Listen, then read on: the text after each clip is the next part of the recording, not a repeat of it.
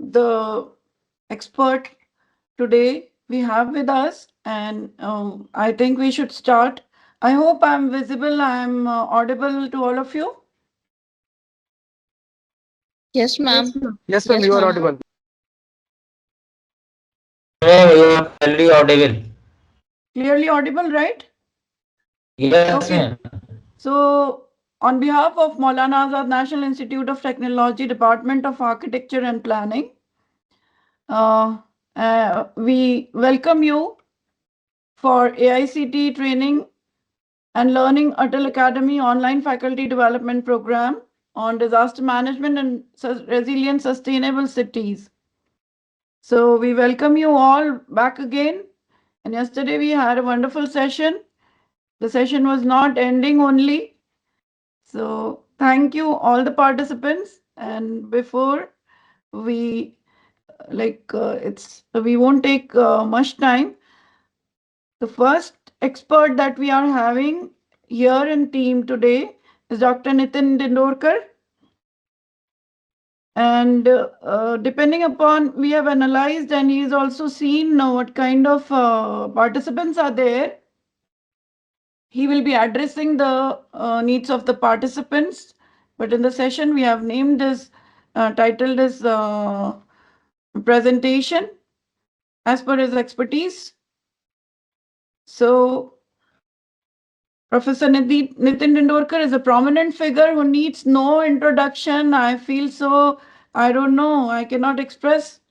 But then everybody knows him very well, but still, he's a prominent figure in the Department of Civil Engineering at Maulana Azad National Institute of Technology, Bhopal, boosting over 38 years of teaching experience, teaching, training, consultancy, research, and whatnot in earthquake engineering, structural engineering, and geotechnical engineering. And the fields are not limited to just these. Its significant consultancy work spans various industrial, commercial, and residential projects across India, serving notable clients such as Andritz, Hydro, Safop, and Carnegie, Italy, Keglec, France, and Procter & Gamble Home Products Limited, Gillette, India, Unilever, Kenya, etc. He holds memberships in several prestigious organizations, to name the few: Institution of Engineering and Engineers and Geotechnical Society. He is member of the Building Works Committee, SPA Delhi. And Professor Nitin Dindorkar also actively contributes to the academic and professional community, evidenced by his roles as chairman of the Capital Works Advisory Committee at Bhopal Memorial Hospital and Research Center, and as a member of the Governing Council for Engineering Colleges in Coimbatore and Secunderabad. His scholarly output includes around 60, or now they have exceeded, we don't have the updated data, but then I can say he's so unassuming and so down to earth and polite. We welcome you, sir. I'll just remove this slide and put the spotlight on you. Thank you. Thank you so much, Rajeshri. Am I audible? Yes, you are audible, clearly audible. I'll just stop sharing and I put the spotlight on you. Okay. Sir, we are really very, very grateful for you for joining in, for taking out time. Sir, the screen is all yours. Atal Academy presentation, you can start. Thank you so much, sir. Thank you. Thank you so much.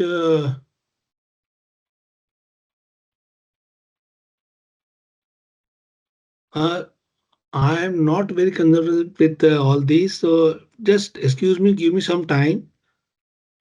So that's fine. So That's, now is my screen is, yes, sir. are you able to see my screen now? Yes, sir. Yes, sir. Okay. Yes, sir, it is visible. You can just make it full screen, or otherwise Okay. also it's okay. Otherwise also it's okay, sir. No, I will try, don't worry. Yeah. Hello, am I audible now? Yes, Yes, sir. sir, you are audible. वो full screen नहीं हो रहा है, आप रहने दीजिए, बढ़िया. हाँ, Okay, हो गया, okay. हो गया. हो गया Is it सर, हो okay गया. now? Yes, Yes. sir. Okay. So sorry for the delay. Now I will be taking lecture on the earthquake engineering Uh, actually, in order to understand the earthquake, we need to understand a little bit of the formation of the earth and then why do these earthquakes occur. And so today's discussion, I had divided into parts. The the first part we will be discussing in brief. Almost I will be touching all the topics in brief. If anybody of you is interested in having more detailed discussion, he can connect to me afterwards. I will share my phone number also and mail ID also. So now the first part will be why do the earthquakes occur? Then what are the effects of the earthquake?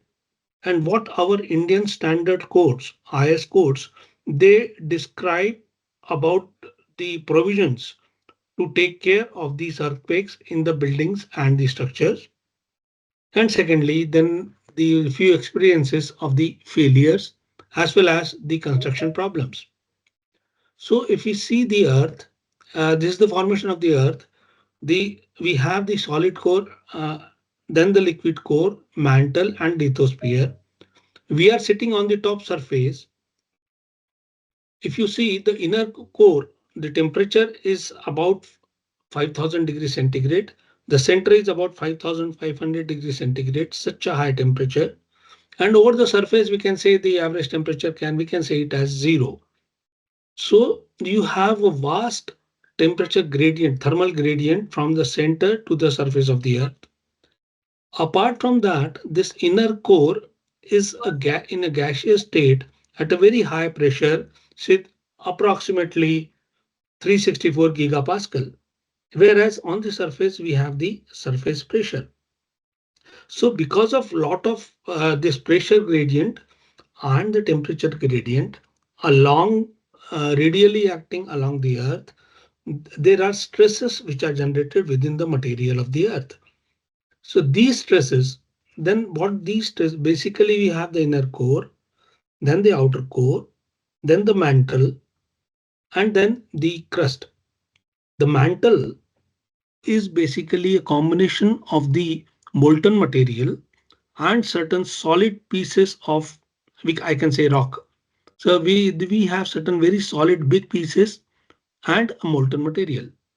Now, because of this thermal gradient, you get certain convective currents within the mantle, and you can see that these convective currents, they travel like this. So for example, if you boil water into a pan, and then if you put some tea leaves into it, those tea leaves, they also travel like this. They are known as the convection currents. So because of this convection current, you can see these arrows here, they create a thrust on the hard surface, they create a thrust on the crust of the earth. This thrust is accumulative. It goes on accumulating over the surface, and you know that this outer annular ring, which is solid over which we have our structures, this outer ring is having certain faults, certain cracks, certain joints. So now what happens is this thrust accumulates and there are very high stresses which are accumulated within the crust. And because of these high stresses which get accumulated in the crust, there is a failure in the material of the crust. So this failure of the material happens at certain point. Wherever the failure occurs, we call it as the focus. Normally, these failures, they occur along the joints. We call them as the fault planes. And then this releases a very great energy. Very great energy is released because of the failure here. And that energy transfers to the surface. This energy the transfer, we call them as the seismic waves. So we have the seismic waves which are traveling from the focus where the failure has occurred. At the point which is just above, at the shortest distance over the surface of the earth, above the focus, that point is known as epicenter. So you must have gone through various news in which it is normally mentioned that there was an earthquake at such and such location, and the epicenter of the earthquake was this location. So this is the epicenter of the location, that is the nearest point on the surface of the earth from the focus. And then these disturbing waves, they are the seismic waves. So these disturbing waves, when they reach to the structure, the surface where our structure is standing, they create disturbance to the structure. The another theory is that you know that Earth is made up of various continental plates. This is known as the continental plate theory, in which the Earth is supposed to be made up of various continental plates. You can see here in the figure. You have the South American plate, Nazca plate, then you have Pacific plate, etc., Eurasian plate, etc. As far as India is concerned, you have on the north side of it, you have the Eurasian plate, and the southwest side of it, you have the Australian plate, and southeast side of it, you have the African plate. This is the Indian plateau. Now all these plates, they are continuously moving in certain direction because of that thrust which is created in the crust of the earth. So these plates, they are continuously moving in certain direction and they are creating thrust to the adjacent plate. You can see here, this plate is moving up and it is creating thrust to this Eurasian plate. This portion, this line along with the thrust is created, the stresses will get accumulated, and at certain point of time, there will be a failure along at the point where the material is weakest. This failure will cause the earthquake.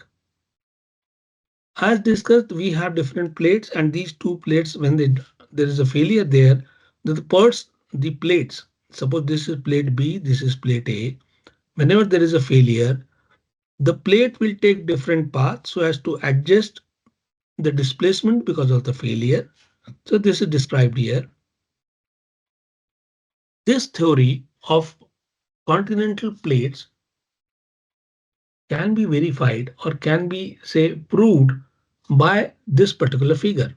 What is this figure? In this figure, you have red dots. All these red dots are the locations of the epicenter of the previous earthquake.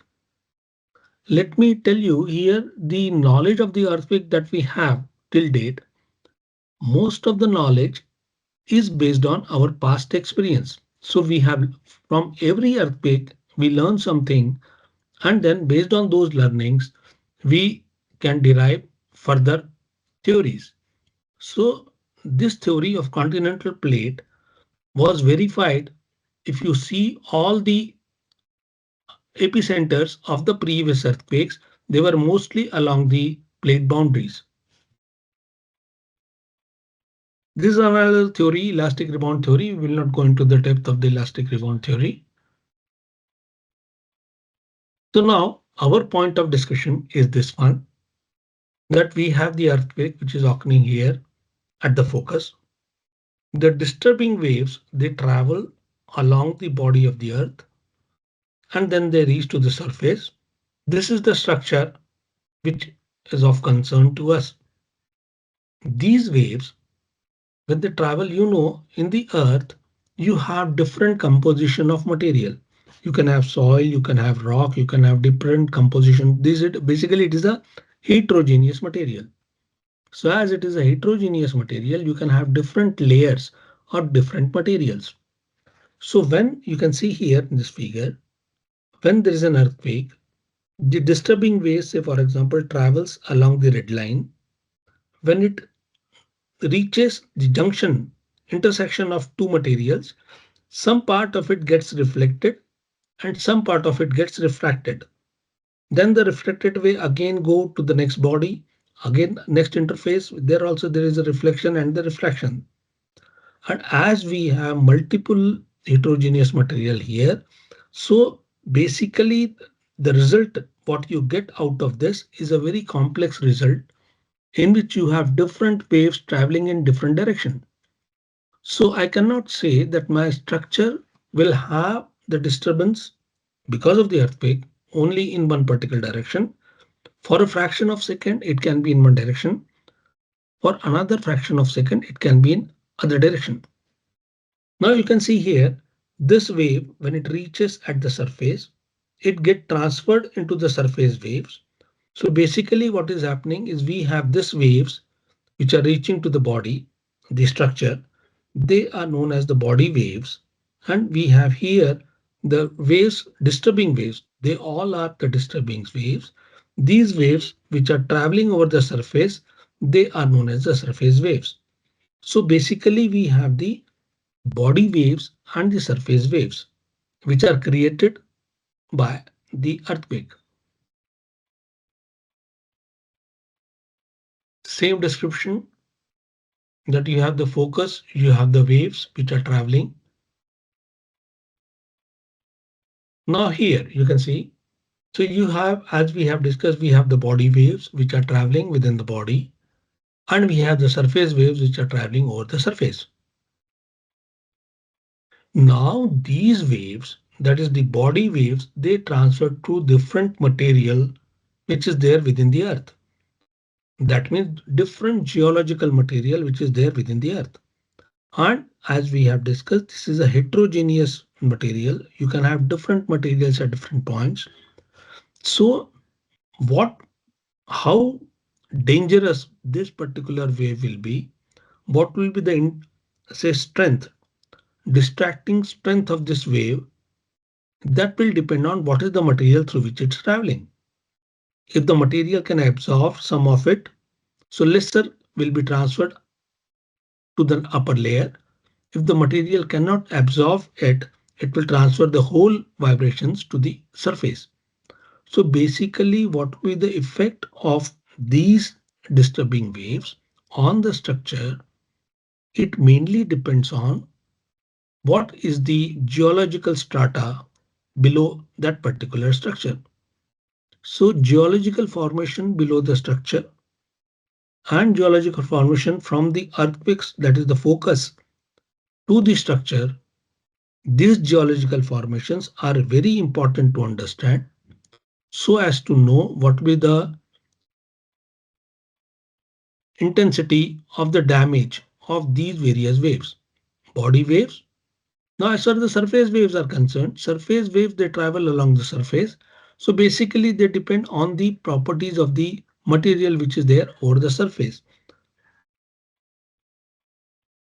Now, if we classify these waves, these body waves, they are theoretically they are classified into two types. Primarily, they are classified into two types. One is the compression wave and the other one is the shear wave. I will not go into the detail of all these, but you should know the basics, that basically they are the P waves and the S waves. P is the compression wave and SV is the shear wave. So this is how these compression wave and shear wave they are described. Basically, compression wave creates compression path. Along this, you have the compression, then the rarefaction, then the compression and the rarefaction along the direction of the travel of the wave. And this displacement is caused by the shear wave in which the particles try to go up and down because of the shear. So basically, we will say we have the P waves and the S waves. They are the body waves. And when these body waves, they reach to the surface, they get converted into the surface waves. These surface waves are known as Rayleigh waves and Love waves. So why it is important for us to understand this is that basically these are the waves which are creating disturbance to our structure.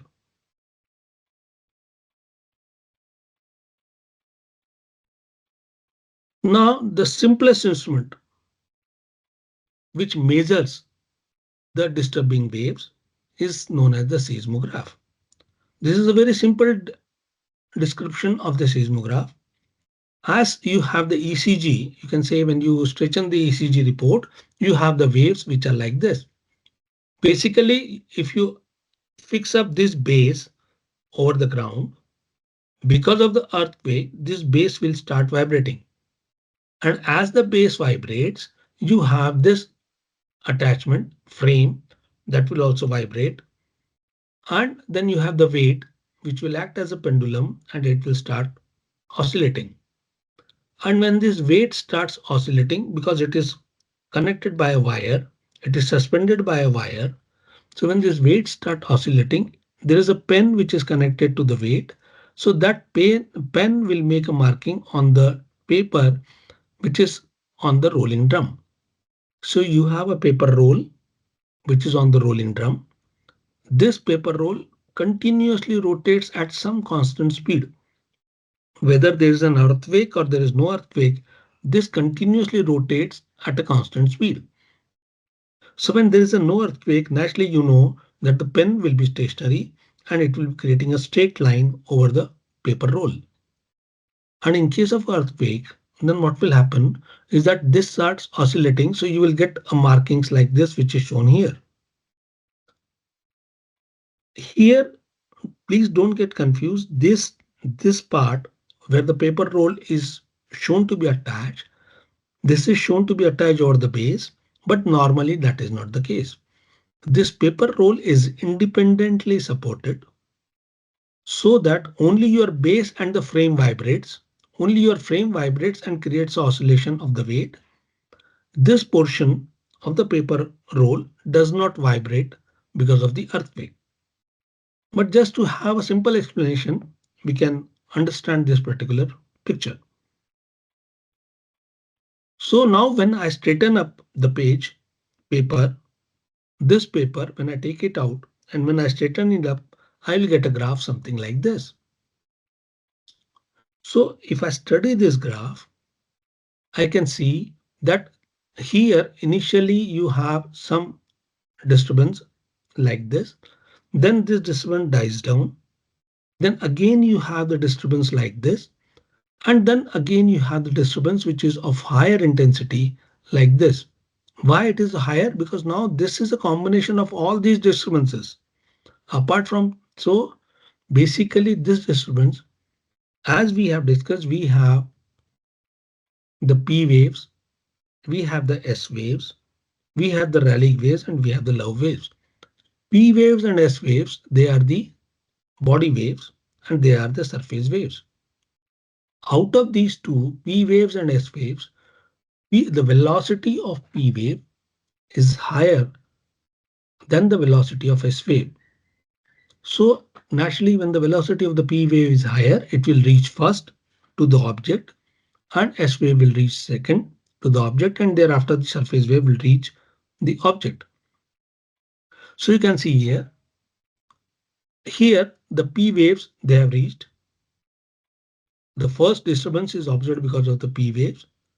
Then the second disturbance is observed because of the S waves. And then thereafter you have the surface waves. The time, if you know the velocity of the P wave, if you know the velocity of the S wave, if you know what is the time gap between the hit of the S wave and the hit of the P wave, so I know delta t, that is the time gap. I know the velocity P, I know the velocity S, so I can find out from what is the distance from which these waves they are reaching to my object. Here, this is the procedure by which we use this procedure we use and we find what is the distance from which. This are the equations. I'm not going into the depth. This is the procedure which is described to find the distance from which these waves are reaching the object. These are the equations which gives the velocity of the P wave and velocity of the S wave. And the last equation gives me delta, that is the distance from where these waves are coming. Naturally, the velocity of the P wave is 5 to 7 kilometers per second, and the velocity of the S wave is 3 to 4 kilometers per second. So this is the procedure by which I can find the distance from which these waves they are reaching the object. So now suppose on the surface of the earth, I have point 1. On point 1, I have installed the seismograph. I have seen the observations of the seismograph. And from those observations and the velocities, I have obtained what is delta, that is the distance. Say, for example, I have obtained that the distance from which these waves are coming are at 800 kilometers. So what I will do, I will draw a circle of 800-kilometer radius. So now it is clear that now the epicenter will be somewhere along this blue circle. Suppose if I have another seismograph location 2, from seismograph location 2, I have obtained that the delta is 1200 kilometers. So then I will draw a circle of radius 1200 kilometers from here, of course, to some particular scale. So I will draw a radius of the circle as 1200 kilometers and I draw this second circle. So this second circle crosses circle 1 at this point and this particular point. So now I can say that the epicenter of the earthquake is either at this point or at this point. Then after that, I have point number 3, where I have the location of the seismograph. Here also, I can calculate what is delta based on the previous discussions we had from the equation. I can find out what is the distance delta from here. That is what is the distance of epicenter from point number 3.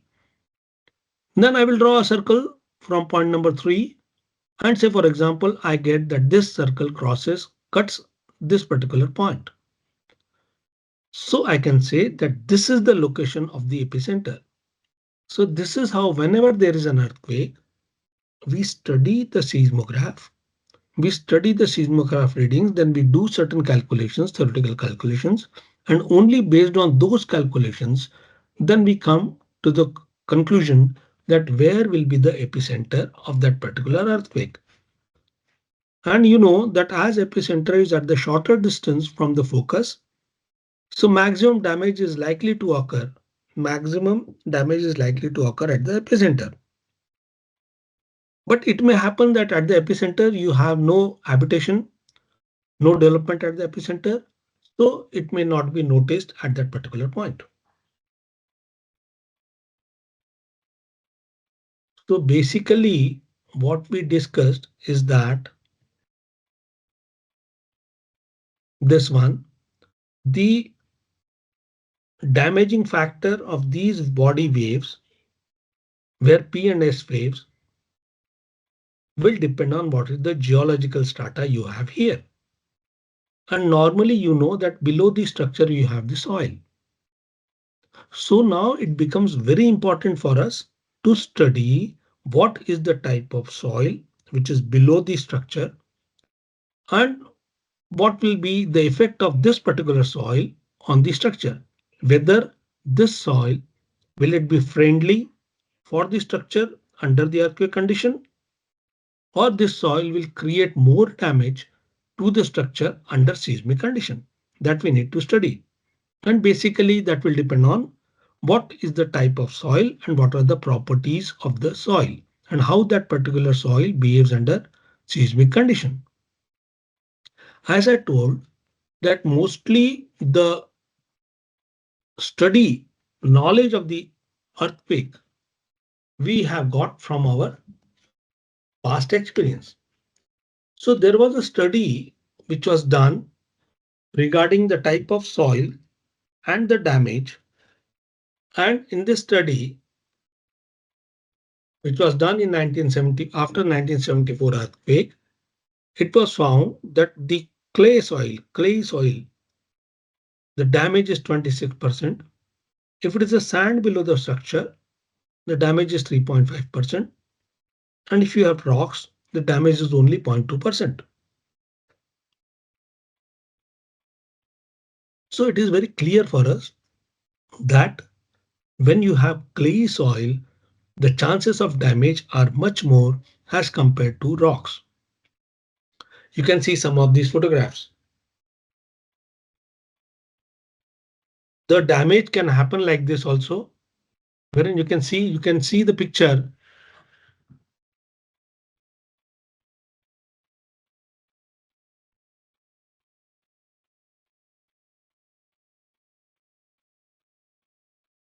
So in this picture, you can see that there is a vast settlement at some particular section. Suddenly there is a wide crack at some particular location. All these things, they have happened because of the earthquake. So now you can imagine what will happen. Suppose your building is standing at these locations. So even what your building is very strong, you can build your building very strong. But if such condition happens, there is no chance that your building can stand the earthquake condition and it is likely to fail. So now we have to be very particular that we do not choose any site which is likely to have such problems which may aggravate under the earthquake condition. So for that, it is very much necessary for us to study the soil conditions below the building. This we can skip.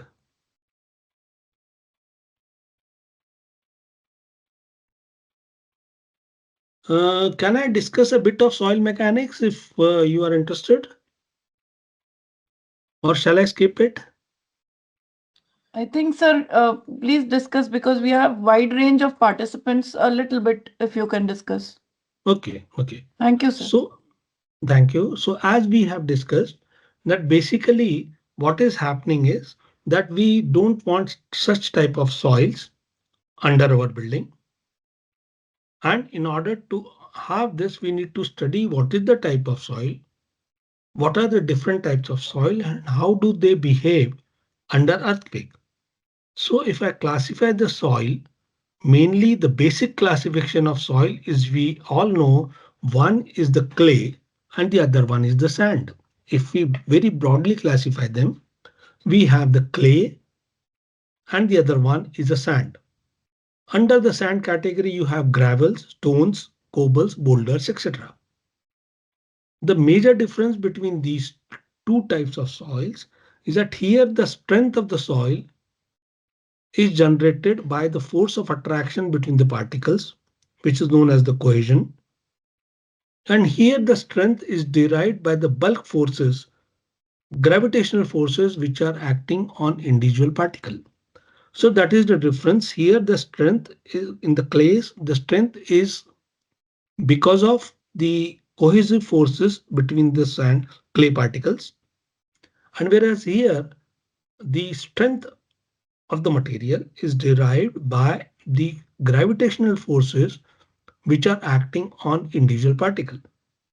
So because of this, what happens if you can see, if you have a sand, now suppose if I keep a sand in a container, I put some sand in a container, and suppose if I shake that container. So we all know as we shake the container, the top layer of the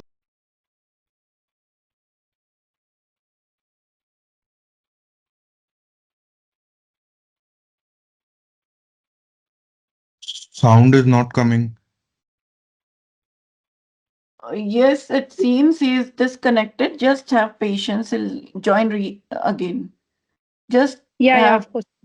I think there must be some network issues, so we lost you for a little while, Nitin sir. yes, yes, but am I audible now? Yes, yes, sir. You are back now on the spotlight. You are Okay. audible.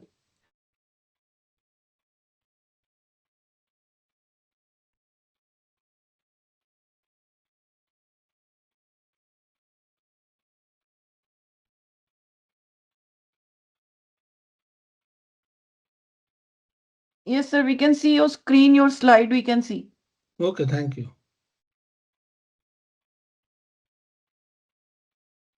Okay, Yes. so I think we were discussing the type of soils and we have discussed that I don't know where I got lost at what stage, but basically we have two types of soil. One is the sandy soil, the other one is the clay. And we have discussed that when you have the sand and there is an earthquake, the sand gets compacted. So the density increases, but naturally the top surface goes down because of the settlement. And if my building is standing on the sandy soil, naturally it will have a settlement. If I have the cohesive soil, the strength of the cohesive soil may increase or decrease. That depends on various factors such as strain rate, etc. So the major problem of a sandy soil if I have a loose sand, just to understand, we will not go into the more detailed discussion. You can simply understand that suppose under certain building, if I have a sandy soil, if I have a sand, if the sand is not very dense, it is loose, and if there is a water table into the sand, then naturally because of this under seismic condition, there is a chance that there a liquefaction can happen.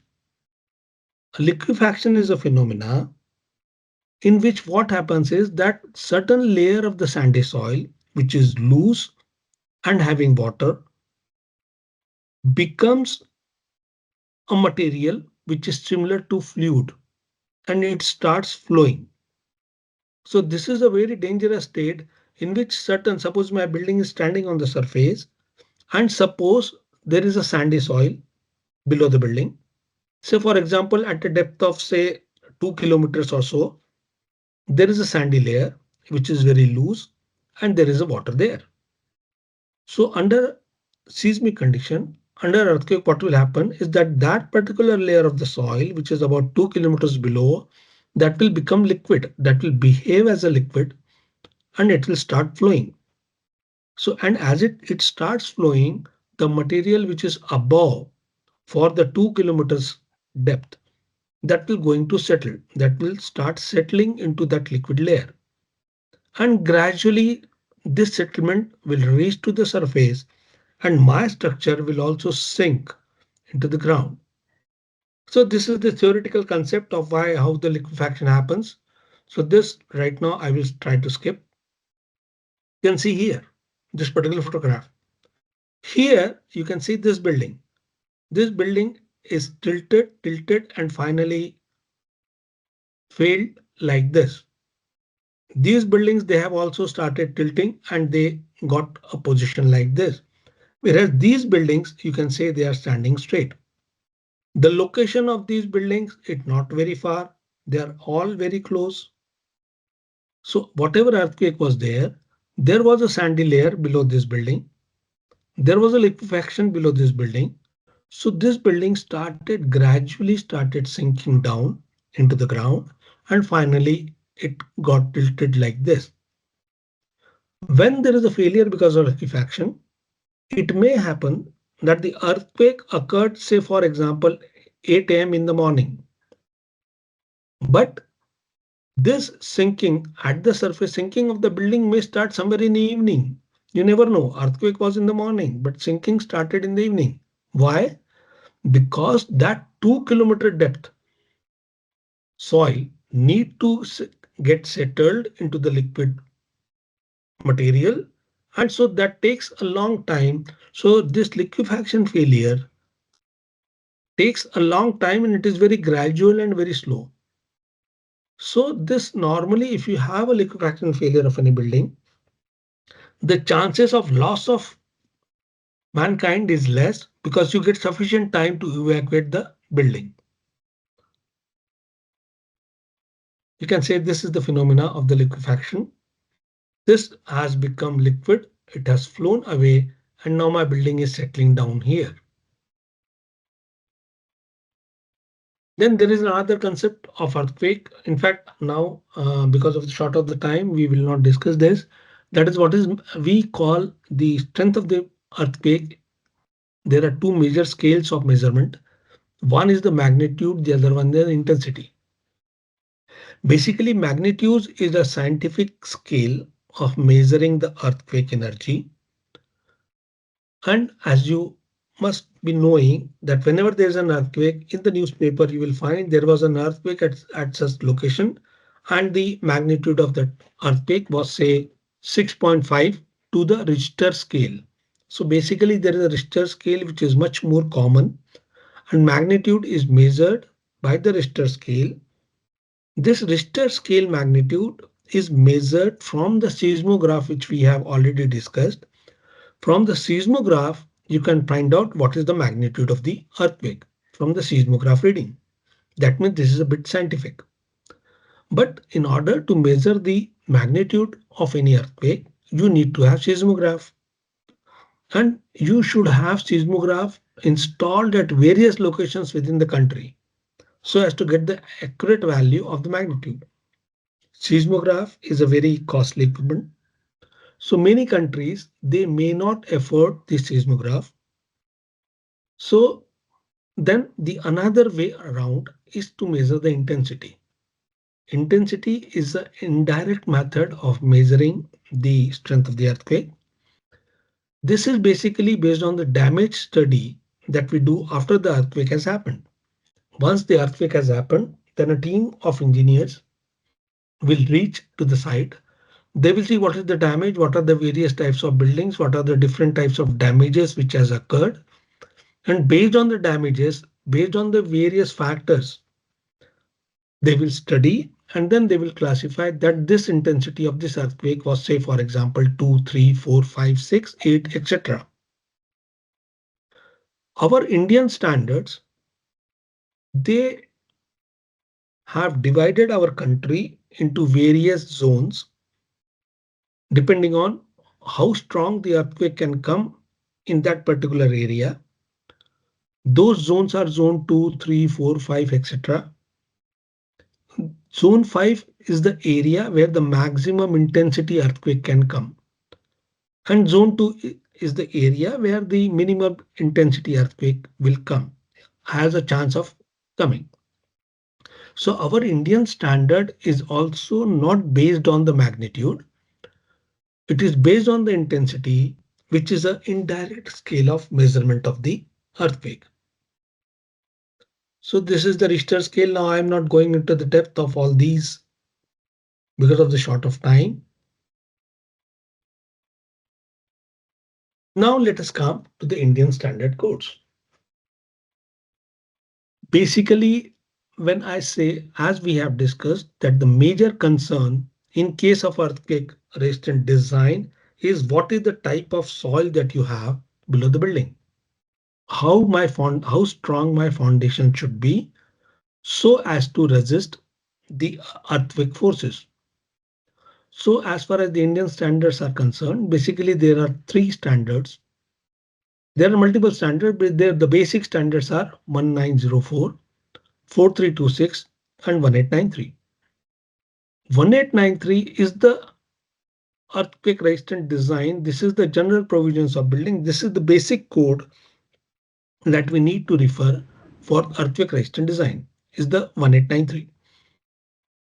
4326 is the code which tells us what are the construction practices we need to do and how do we need to do good construction so as to resist earthquake.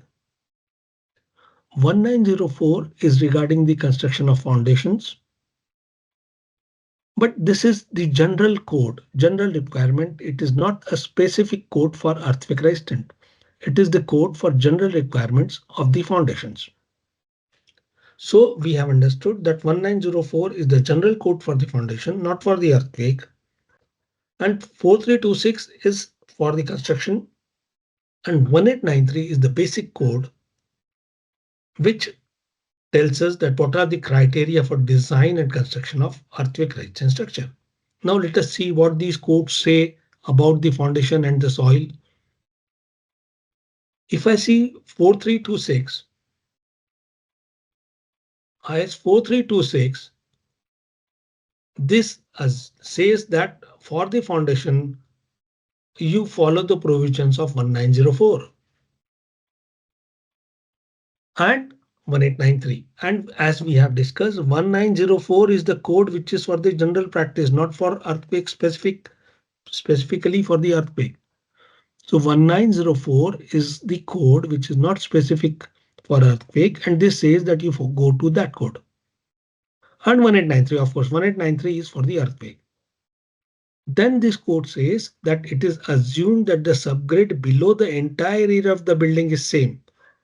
It is the assumption there in 4326 that the subgrade, that is soil below the entire area of the building, is same, and which may not be there depending on the location of the building. So you do not get quite a clear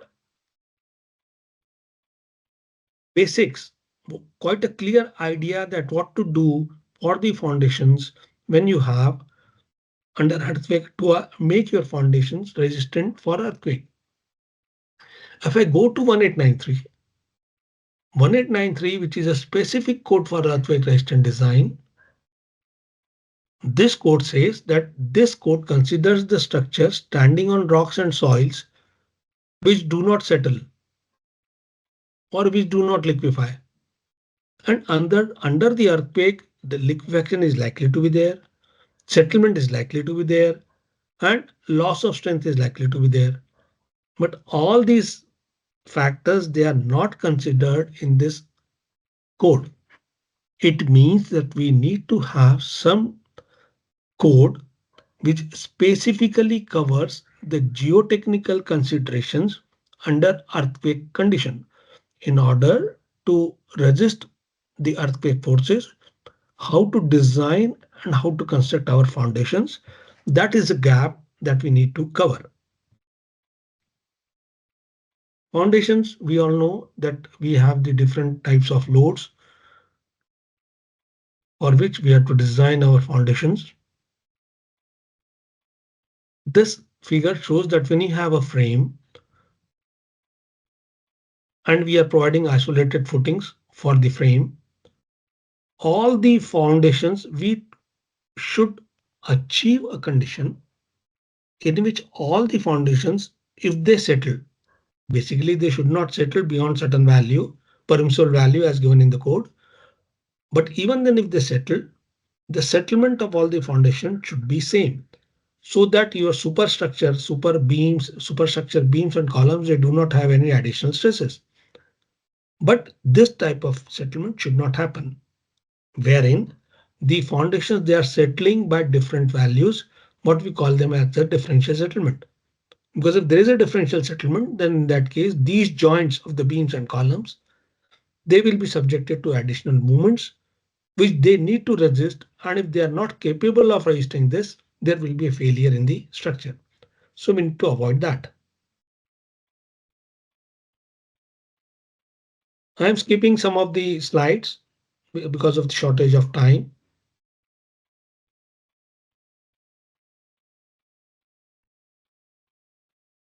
Now, basically, when we say the architects and the engineers, when they work jointly, mainly there are two major properties your structure should have.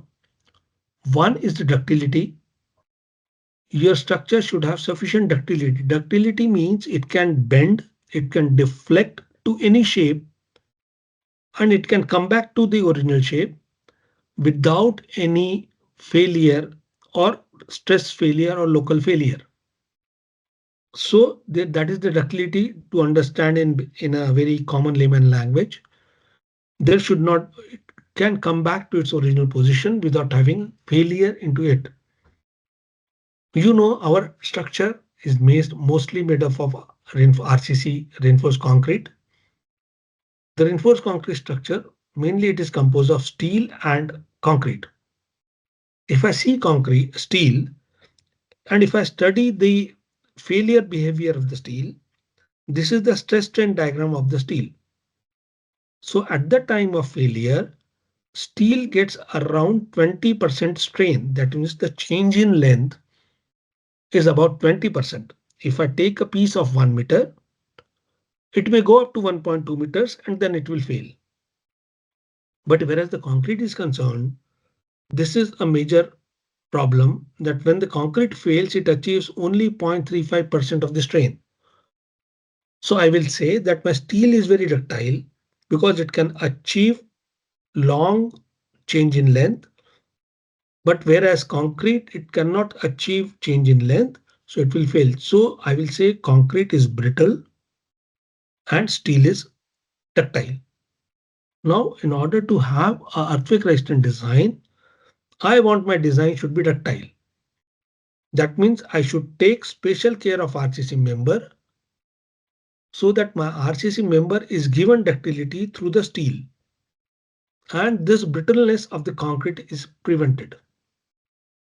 And this is achieved by providing proper rings. We call them as the stirrups in the beams or rings in the columns. It can be achieved by providing proper rings, proper spacing, and proper reinforcement at the junctions where there are likely to have failures. So this also I will skip. I will try to skip. The next, apart from the ductility, the major concern of earthquake resistant design is the symmetry. Your building should be symmetric so that you know that under earthquake condition, it is likely to deflect. All the resistance will be generated, mostly the resistance will be generated by the columns. So your column should be spaced in such a manner that the resultant of the column lies along the force, the disturbing force which is created at every level of every floor level of the building. So at every floor level of the building, there is a disturbing force which is acting. The resistance force which is created by the columns, the resultant of those resisting force, and the line of action of the disturbing force. If it coincides, there will not be any eccentricity. There will not be any rotation, what we call it as the torsion in the building. So this need to be achieved through the symmetry. So ductility and symmetry, they are very major provisions which are there. Now this is IS 1893 that we have discussed. This is the basic code which tells us about the general provisions for design of the buildings. You can see this is how the India is divided into various zones. Zone 3, Zone 4, Zone 5, Zone 6, Zone 2, 3, 4, and 5. Zone 2 is the milder one, and Zone 5 is a very strong one. As far as we have discussed, that intensity scale is considered while making these zones. And in the intensity scale, as we have discussed, it is given the intensity scale is described in Annexure D of IS 1893. So those who are interested, they can go into Annexure D of IS 1893. This is as far as the symmetry is concerned. This is how you should symmetry in the plan. In the plan, if you have these, you do not have your rectangular building, but you have these projections in the plan you are building. So these are the requirements that how your building should be planned in order to achieve the symmetry in plan as well as in elevation. So those requirements, they are given in IS 1893. We jointly, the architects and the structural engineers, should try to achieve symmetry in the planning of the building.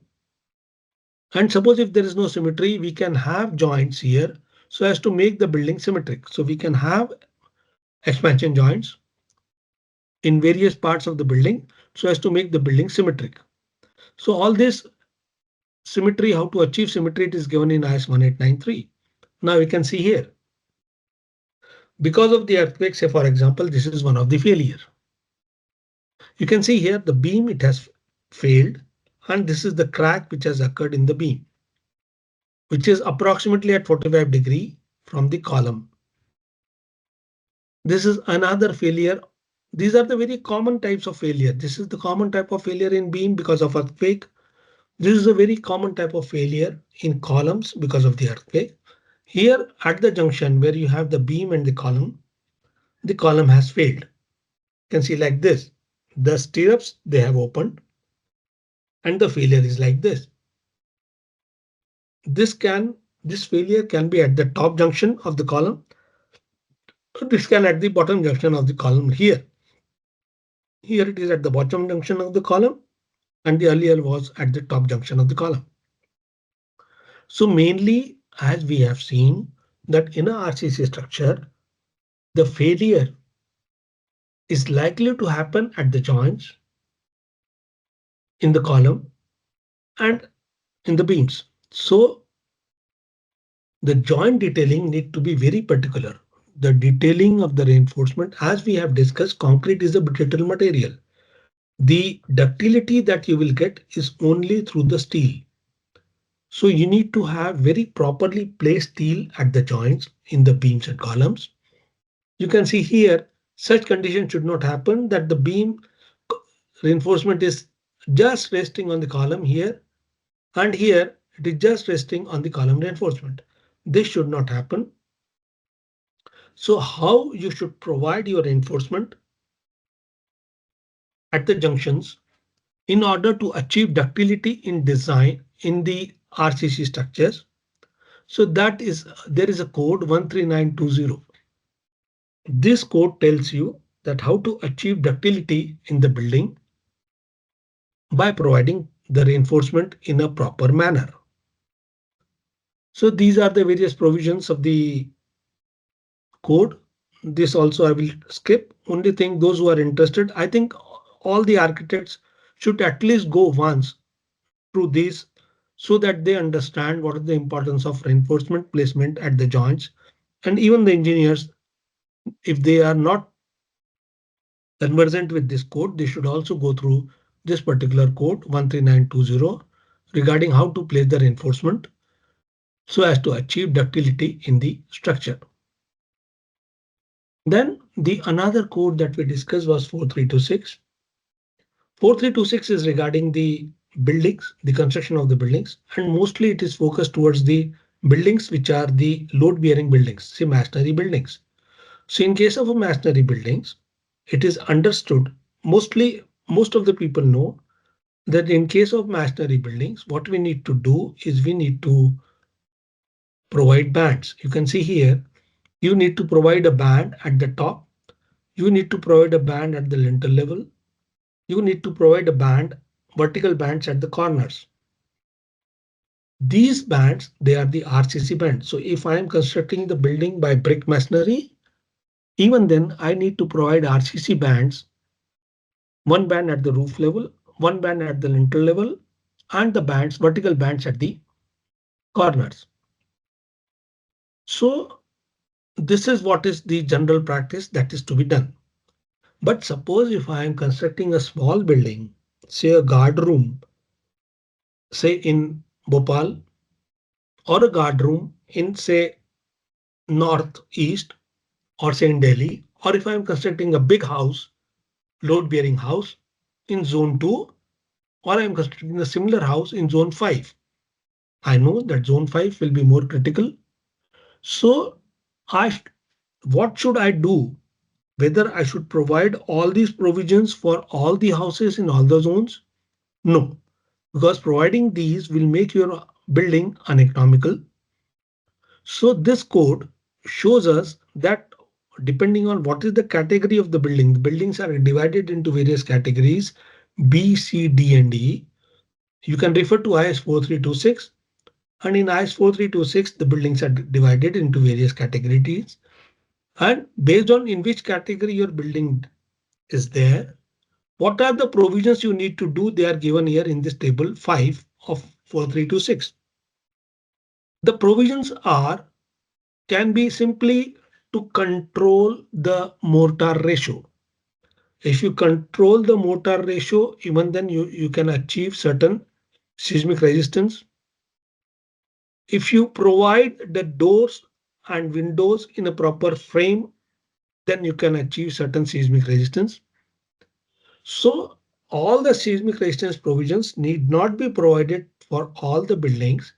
You need to go through 4326 and then see that what are the provisions I need to provide specifically for my building, which is a load bearing building. So these are the provisions which are given there. Lastly, let us just see these are the some pictures of the failures. Here we can see that this column, it has failed because of the movement. You can say this is a column is very slender. It is not tied by a beam along this direction. There is a beam which is running along this direction, but there is no beam running along this direction. The size of the column is very slender along this direction. So it has failed because of the bending here. So such conditions should not happen when you construct any building. You should tie the column in both the directions. The size of the column should also be sufficiently enough so that you do not get any failure in the column. In the walls, you can see here, there are cracks. We call it them as X cracks. They are the cracks of X shape. We can discuss these cracks sometime else. because now there is a shortage of time.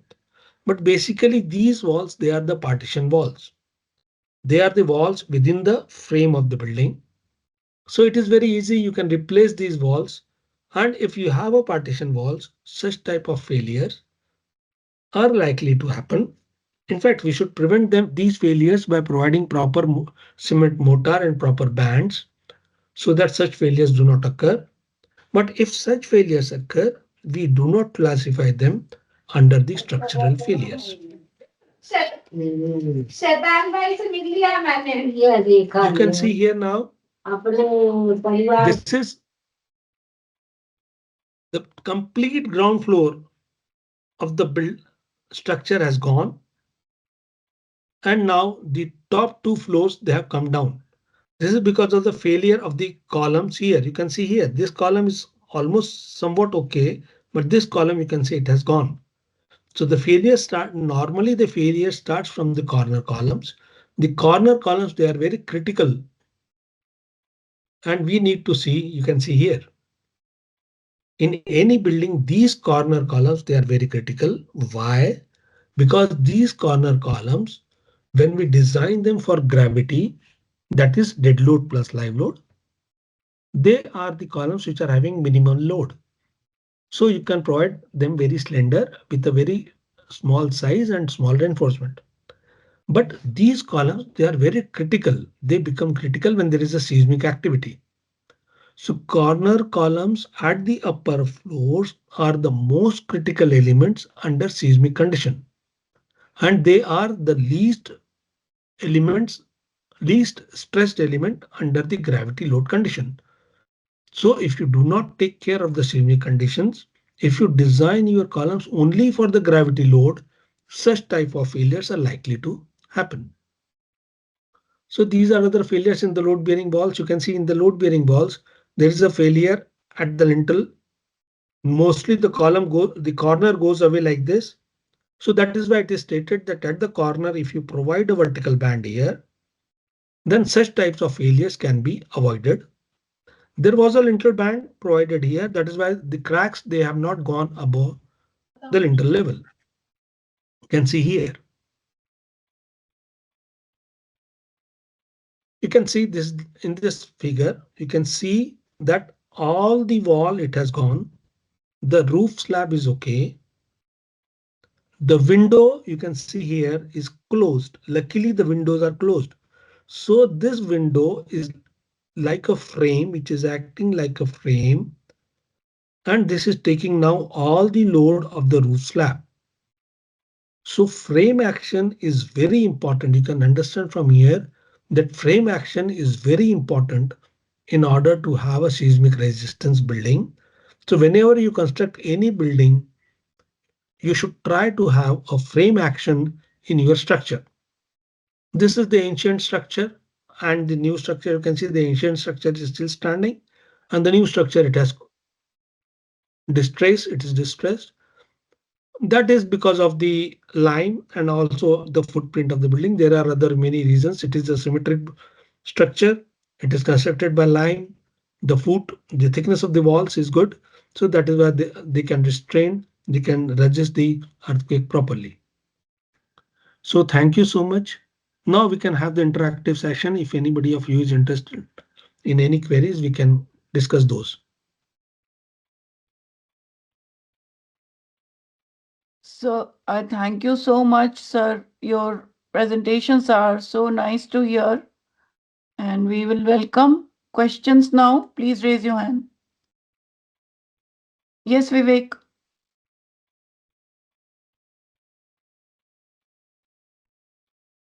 Vivek Tiwari, you can ask your question.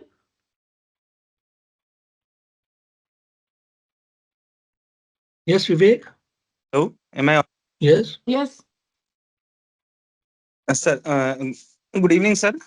Good evening. I am a civil engineer by bachelor's, and I am doing my master's, sorry, PhD from Architecture and Planning Department.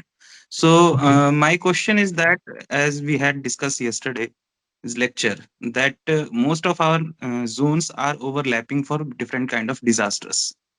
For example, if Yes. earthquake is there and we talk about the plain regions or sorry, the hilly regions like Seven Sisters or northern part of the India, landslide follows. As we so while we are talking about the codes for earthquake resistant buildings, we don't talk about the repercussions. There are no new codes that include those. So, what are your views on that? So basically, these codes of the that is the problem here we have is we have not compiled all the disasters which are likely to happen at any particular location. Suppose if I'm designing any structure in northeast location, so this code tells me about only the earthquake resistant. The other, say for example, flood, etc. What I should do that they are not mentioned here, but there are different codes we need to study all the codes. Say for example, what disaster say shall we discuss? One is the earthquake we have already discussed. The another disaster can be flood. So if you have the chances of flood happening there, IRC, Indian Road Congress, it and the data from the irrigation department and the hydrology department gives us complete data of the chances of flood which are likely to happen there, what care we need to take because of the under the flood action, how do we have to design the structure that is mentioned in IRC. So we have to study IRC as well as this earthquake codes also. Now suppose if I consider any structure which is say by the side of a river or a water body. So this structure which is by the side of the water body, it is likely to have flood as well as earthquake. So if I refer to IRC, IRC broadly considers both the factors. It combines seismic as well as hydrological aspects in order to design that particular structure. Then if I consider wind, cyclones, etc., then I need to again go to the another code that is IS 875. I have to refer to that. But landslides, etc., we need to have a site-specific study. May I add something to this? Yes, please. The Vulnerability Atlas of India, third edition, has come, and that was inaugurated by our Honorable Prime Minister in 2019, and then again by BMPTC. That gives detail of all the vulnerabilities that India has, plus multiple hazard zones. That overlapping thing, Vivek, which you were asking, means what vulnerabilities exist. Those are there, but the codes only Sir can tell, or some we can have different, but vulnerability atlas of every state is also there. So you can have the vulnerabilities from there. You can go to Thank you, sir. BMTTC Thank you, ma'am. website. Yes, thank you. Ankita, please ask your question. Ma'am, please repeat that code book. Which code? Vulnerability Atlas of India. Vulnerability Atlas of India, third edition, 2019. It has got digital edition also. You can go to the BMPTC website also. It has got various hazard Thank you, ma'am. maps, multiple hazard maps, everything you will get. Along with that, you'll get the housing data also with material. We'll talk it later, or you can contact me later. Ankita, please ask your question. Am I audible? Yes. Okay. Good evening, sir. Good So evening. I'm Ankita BBD, and so I wanted to know in a multiple layered site, like in the hills, where we have multiple layers of the soil of the building, wherein differential heights is available, and say it is in seismic zone 5 in Sikkim area, and there are different soil types in each layer. Suppose my ground floor is on a rocky base, but my fifth floor, by the time I reach the fifth floor, I get a clay soil, a gravelly soil kind of a base. So, sir, in that kind of an area, how do we prevent differential settlement? Do we have to provide different foundation types for each No, floor? Sorry. no. The code, if you go to code 1904, 1904 Mhm. specifically says that all the foundations of a particular building should rest on only one type of soil. Okay, but I Okay, know sir. that that is not possible. Practically, it is not feasible to rest all the foundations on only one type of soil. So suppose if I have in a building, suppose if I have 100 foundations, out of that, say for example, 20 foundations are resting on this type of soil, another 40 are resting on some other type of soil, and another number are resting on some other type of soil. This is likely to happen, as you said. Yes, sir. So normally what we should try to do is that the foundations which are resting on one particular type of soil, that part of the building, we need to separate from the other part of building in which the foundations are resting on the other type of soil.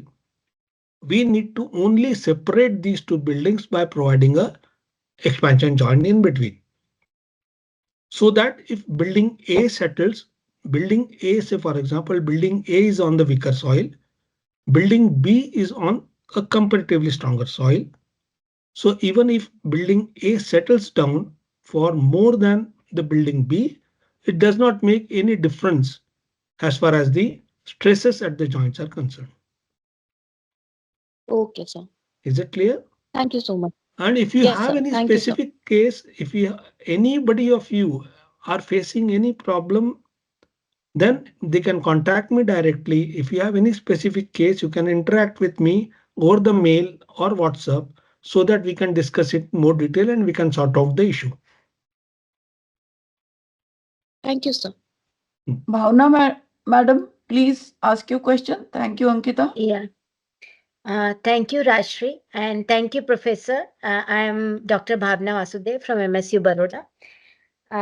My question is regarding, have you ever observed or whether it is true that a particular season and a frequency and magnitude of earthquake is somewhere, is there any relation in a particular season and a frequency and magnitude of earthquake?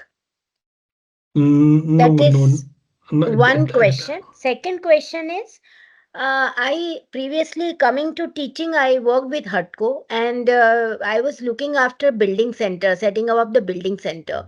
And some of the building center in the south, they were coming out with the innovative practices to build a structure which can resist in case of a seismic zone, in case of an earthquake. So are those practices still, I mean, they have become better, or if you can highlight some of the practices which can be relevant right from a very low cost housing to maybe the cost effective housing and to a normal middle income group housing. Yes, the first question which you asked, that the relevance or any relevance between the weather conditions and the earthquake frequency, etc. As far as I am concerned, I am not aware of any such study because, as I have told, that normally these earthquakes they occur in a fault zone and at a depth maybe in kilometers. At a depth, so these earthquakes they are not very shallow, and these seasonal effects, the seasonal temperature effects, are restricted till certain particular depth. Beyond below that depth, these seasonal effects they do not go. This is my understanding, but there might have been some study which relates this natural frequency of the earthquake with the seasonal conditions, but I am not aware of that. Your second question is this building centers really they are going doing good job for the rural housing, for the cost economic housing. They are working out with certain options where you can have a earthquake resistant structure. Say for example, the structures which are made up of bamboo, they are making it seismic resistance by providing more ductility. So they are doing a good job. But this is a very vast topic. We can discuss it sometime else, or if you are interested, you can connect with me on the mail, etc., and we can discuss it further. But they are doing a good job. But again, that job is restricted to the rural areas or to a low cost housing, not to the multis or not to the RCC frame structures. At the most, they are restricted to the load bearing structures. Yeah, that's what even my observation. So I'm also looking at it whether in a normal urban area whether better techniques are available which can make the housing less earthquake prone. So that's what, or less disaster resistant. So that's what I was looking at. There are techniques Yeah, such as yeah, base isolation, etc. You can do base isolations, etc. But again, they are not cost effective. They are very costly. correct. Yeah. And apart from that, say for example, the maximum earthquake which is likely to occur at any location, they have certain return periods. So Right. suppose if I am designing any structure for my location, the maximum earthquake is, say for example, say is of Richter scale 8, and the return period is, say for example, 1000 years. Hmm. The life of my building is only 50 years or maybe Correct. 100 years. True. So I don't know that whether during this lifetime period of the building that maximum earthquake will come or not. Correct. And if I provide base isolation for that maximum earthquake, I am unnecessarily making my building very costly. Yeah. Thank you, sir. So, Thank you. okay, thank you. Sir Nitin, sir, thank you, Bhavna. Nitin, sir, we are really for taking out so much of time from your such a busy schedule. And we are really grateful. It had been a very nice presentation. And I'm sure there must be many questions, many discussions that can go on and on and on. But sir, now we won't like हमने आपका बहुत सारा time लिया है now. Please, thank you so much, sir. Thank you, thank you, thank you so much. Thank you, everybody, and have a nice time. Thank you so much. Thank you, sir. Thank you, sir. Okay, thank you.